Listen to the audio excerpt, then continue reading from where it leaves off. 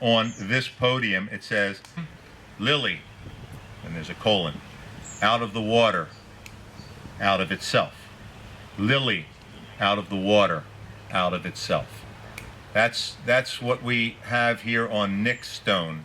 Okay, welcome everyone. I want to welcome you to our commemoration of Nick's birthday, which is usually June 28th, or the closest Sunday to June 28th.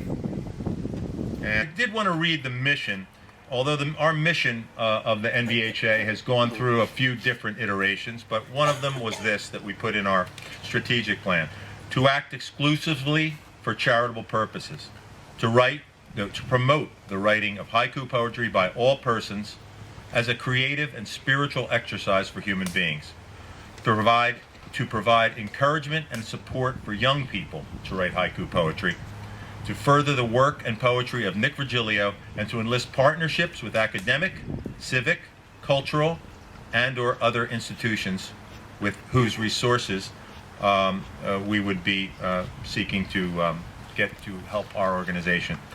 I want to introduce someone right now who's been a tremendous supporter for the NVHA, and he is the president of the board of the Heart of Camden of the organization.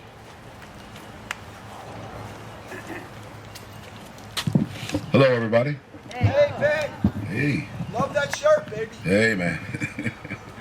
Thanks. Anyway, I'm Ben from the Heart of Camden Housing Corporation. And the Heart of Camden was an idea that Father Michael had many years ago about helping people to get homes of their own and be able to get those homes at a much reduced rate than the current mortgage rates that really choke people at times. So we had this idea of all along about of course, building a writer's house. So we had to go down to the planning board meeting down in the city of Camden before we could build. And I tell you, it was tough. We go in there and with the lawyer and with the architect, and right away they rip right into us how high the curb's going to be, how high the steps, how much parking do you have? You can't have parking on the street. I mean, they were tearing us up. And I was sitting there thinking, oh man, we're not going to get through this today. This is tough. And so they asked me to give a few words about what is this haiku, the Japanese term for cutting, and a few words that say a lot, and went through the whole thing, and I read Nick's poem to him. And then I said, well, this is what we're going to do, and this is a great thing for Camden, and writers will come. And then they were kind of mulling among themselves, the planning board. And then one guy in the planning board says, I knew Nick Virgilio. And if Nick Virgilio's name's going to be involved with this, and his writings are going to be there, I vote yes. Yeah. And they all said, oh, okay. Right there. And we had very few issues with the city compared with some of the other projects we've had with the city, where they're really, really tough now because Camden's had a lot of buildings fall down, so they're very tough with the zoning board these days and the planning board. So we're very, very happy that Nick intervened, jumped in there and helped the whole situation out. So very excited. As George said, we got the certificates of occupancy, and the one thing I do want to tell you from my experience of building these things the last 6-7 years I've been involved is that George and the steering committee is going to need a lot of help.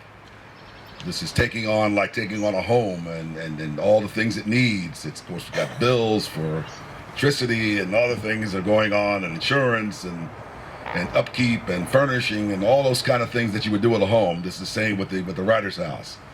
So we're going to need all your help in every way possible, all your talents, whatever you do that you do well and can help us. Maybe not do so well, but can still help us. The one thing I'm very excited about is to do something in the name of Tony Virgilio, Nick's brother, who was one of my dear, dear friends. I miss his phone calls to this day.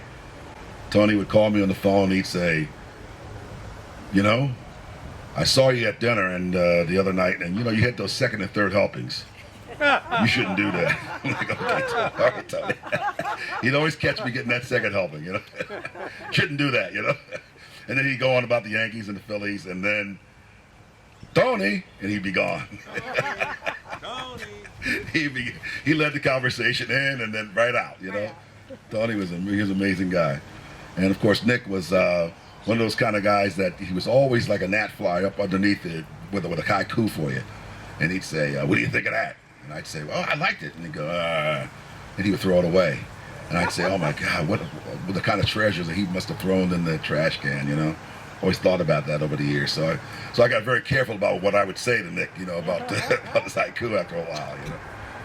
So to wrap up, I won't go too long. I have a couple haiku I've been working on that Nick kind of taught me this, that you take one day at a time. Well, with haiku, you take one line at a time. You take decades, but you take it one line at a time. And I kind of learned that from Nick over the years. So I just have a couple I want to do here. I've probably heard some of these before, but I'll pull out something that I've been still working on. Help someone help. Someone help someone. One help, help one. Help someone help. Someone help someone. One help, help one.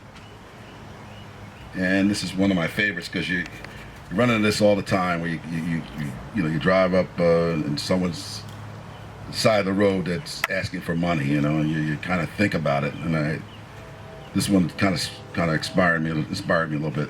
One leg, one crutch at the bridge. Sign says, God bless. My pocket tears for a quarter. That actually happened. One leg, one crutch at the bridge. Sign says, God bless. My pocket tears for a quarter. And I'll leave you with this one to get out of the way. Summertime grilling, sizzling, burning meat. Not the barbecue grill, it's tanning on the beach. Summertime grilling, sizzling, burning meat. Not the barbecue grill, it's tanning on the beach. Thanks.